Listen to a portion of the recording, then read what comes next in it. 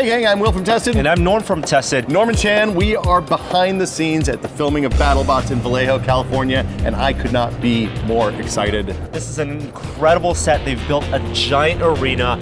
We're gonna walk around. We have exclusive behind the scenes access. We're gonna talk to some builders, show you how Battlebots, the production, is made.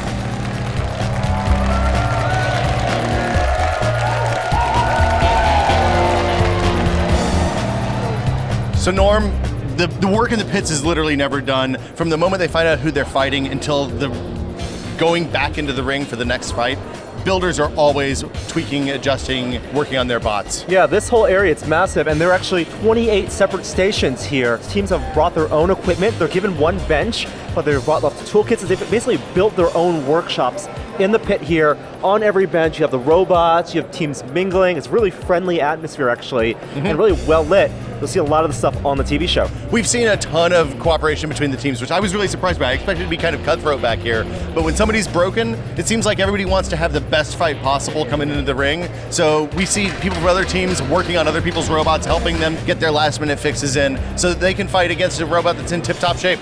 Robot fighting time!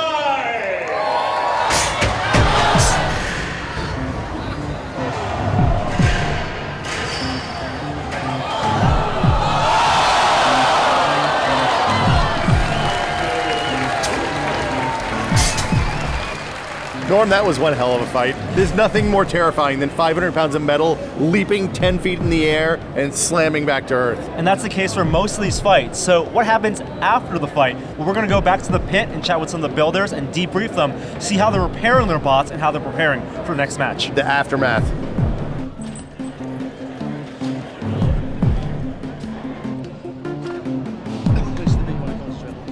So I'm here with Christian. Christian, you just finished your first bout of the Battlebots. The first fight's definitely the hardest. You gotta get the jitters out. You especially with a first-time robot, you find out your weaknesses right away.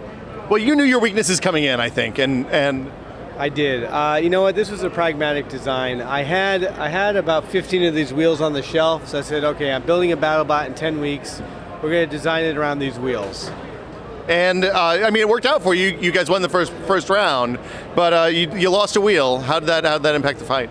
You know what? I didn't notice that until the very end. I think truthfully, I won the fight. I was going to do a little victory turn, and I noticed I wasn't really turning as snappy as I'm used to. So, I mean, these are big brushless motors in here, right? So they're kind of indestructible. They are, actually. We think that if we clean this out, even though there's a big gaping hole right here, we think we can actually get this to spin. But this is going to be like a spare wheel. We're going to use one of our fresh ones. So are you worried about getting up under? I know you had a little bit of trouble getting up under Chomp there, it looked like. You worried about that with there's some lower clearance spots coming. Yeah, this is going to be tough for next time around. We're going to see more hazards, more obstacles. And this is a fast robot, and it's a small box, so just hitting the wall is a danger. So keep out of the walls, keep out of the other guy's way. Well, good luck in the next battle, Christian and Luke. Thank you very much.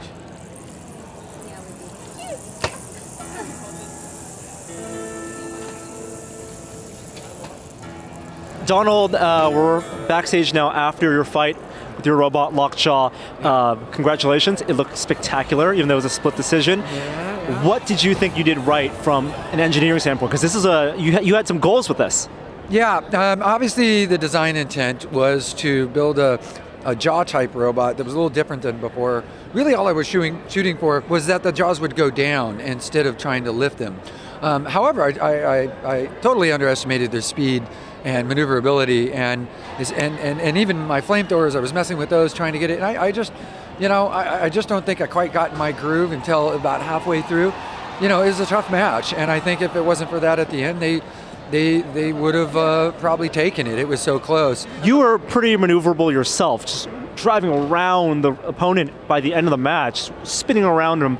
But it never seemed like you could actually grab him. Based on this design, like, does this design best? Is there a certain robot opponent that's best for what your intent was? No, I mean, let's be clear. That design was totally a tough call for me because they had these conical pods, and those conical pods were slippery, and really my only choice was to kind of get around to the sides, and it seemed like every time I did that I just was not implementing the right strategy. And they had a lot of traction, they were very fast, so they were a good driver. They actually deserve a lot of credit for building their robot so quickly. So I have a feeling they'll be back, you know. Tell me about the damage that Lockjaw took and what the repair process is going to be like building up to the next match. Yeah, I think the biggest problems I had was, just I had some dinged rims. I think most of the damage I took was, internally, mentally, the fact that it just was not implementing my attack the way I want. So hopefully it doesn't affect my next strategy, because it's tough to be timid. From an engineering standpoint, if you had the opportunity now to go back and make adjustments to the way you built Lockjaw, what would you do to better fulfill what you want, the action that you wanted? You know what? It's tough to say right now. I mean, with that match, they were fast. I was trying to do the best I could. I mean, there's always something you would want to do better. And, even this robot is an advancement of the last ones that I've built. It has a lot more horsepower in both the drive. It has more wheels. It has more torque on the jaws. It has a whole new idea for interfacing the attachments to the robot. And anytime we build something totally new, we just have to be ready for, the trial periods. And that's the best place to test a robot on the planet.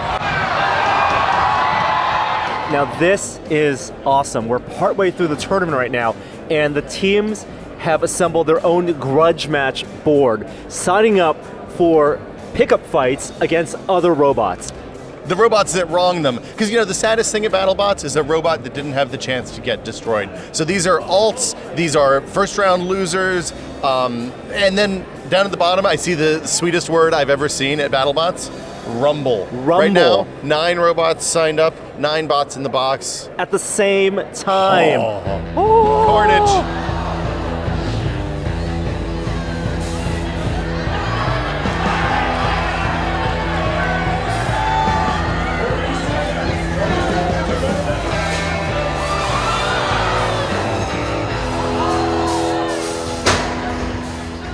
So I'm here with Dan. Dan, you drove Rex. You guys have a really unique drive system. Yeah, it's it uses the blade as a giant gyroscope, and you tip that gyroscope back and forth, and it makes the robot start moving. It was like it was lurching forward. It took a while. It seemed like it took a while for you to actually get a hang of maneuvering it. How did it feel moving this around the arena, and were you able to get around your opponent? Well, what it is it uses the leg and the back in conjunction with the spinning blade. You need both pieces for it to actually work. So as the wheel spins up, then you're using that energy to also propel the robot forward. Right. When the blade spins up, it's the energy of the blade spinning that actually does propelling the robot forward. Now, at some point, Rex was flipped upside down, and you're able to right yourself up, and you actually use the wall of the arena. Was that part of your strategy? How did you compensate and adjust based on how you were being attacked? Yeah, using the wall is definitely a strategy for self-righting, because the wall allows your robot to kind of grab an edge to flip itself back over. Dan, you and your team, they want to get Rex back up in action. Can you give me an assessment of the damage and how long it's going to take for you to repair it? Yeah, actually we have some 4-gauge wire we kind of melted the sheathing off of. Who needs that? Yeah, who needs that? So we're going to put some new wire in this thing, and we just got to assess our batteries and see the condition of our batteries. I think most of them are going to be okay. And since you don't have wheels, you don't have axles to worry about, wheels to worry about, you really just have the 2 legs. Those held up pretty well? Yeah, mechanically the whole thing held up great. I think it looked fantastic. Thank you so much, Dan. Yeah, thank you.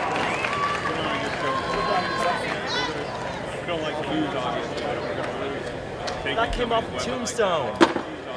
Okay, I'm outside after the fight with Angie and the Ice Wave team. You guys had a hell of a fight.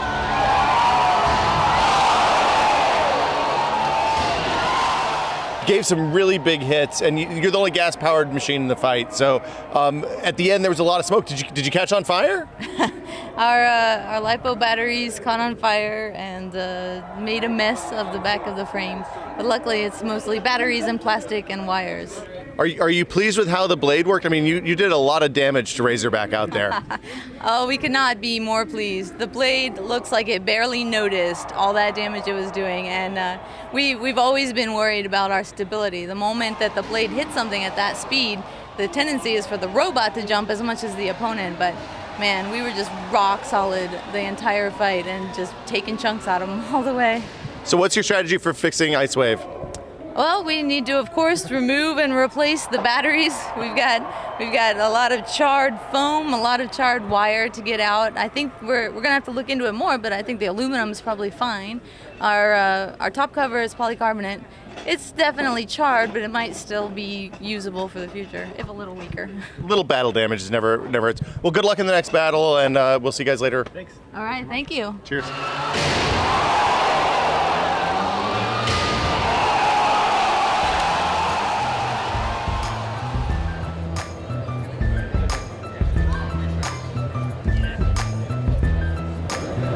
So now we're literally behind the scenes of production. You can see the main stage right there.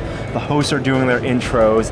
It's a lot of production, way bigger setup here than I've ever seen for TV. There's a big truck out back that's just nothing but TV people doing TV people stuff. My favorite thing on this side of the arena, though, is the control panel right there. It controls all of the obstacles inside the arena. I want to know how that stuff works. I mean, the engineering for the robot's incredible, but the engineering for the custom-built arena here, equally impressive. Yeah, I mean, it's a giant steel frame. It's 1 1/4 inch bulletproof Lexan glass that protects everybody here from the shrapnel that comes off these robots as they tear each other to pieces.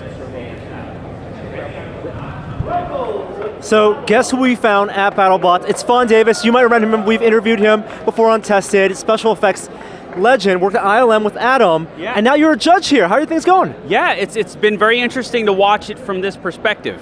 You know, having fought robots before and just being able to see, like, what are people doing now? What are their strategies? What kind of technology they're using? You know, it's interesting to see what things are still around and what kind of new technologies and new designs people have come up with. It looks like a lot of people still using, you know, the spinners, the flippers, a lot of similar battle techniques in their design. But you mentioned technologies, batteries are better, electronics are better. If you were going to build a bot today, how would you go about doing it? Yeah, actually, it's funny you should ask. Of course, the first thing you do when you come to a robotic event, for someone like myself, is you try to figure out how you would build one. And I have to admit, it's not something I haven't thought about. You know, just having competed in the event, hearing it was going to come back around, I definitely started doing some drawings and had some really good ideas. You know, for me, it's never been about winning, so I'd want to design something really visually interesting and different. You know, and that's really kind of what I would focus on, and then a weapon that I'd hopefully work pretty good. Love the perspective you're bringing here to BattleBots, and it looks like you're having fun. It's great to run into you, and we'll have to visit your shop soon. Yeah, please come down. Yeah. Awesome. Good to see you, Fawn.